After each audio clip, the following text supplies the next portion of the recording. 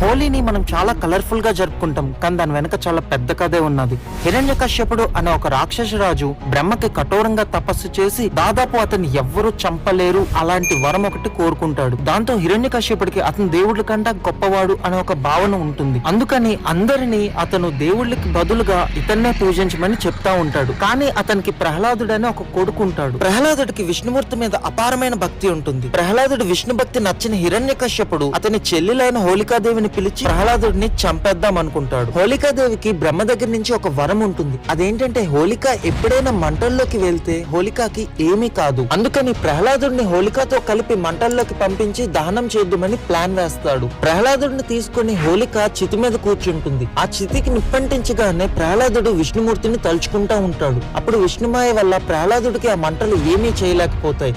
కానీ హోళికాదేవి మాత్రం దహనం అయిపోతుంది.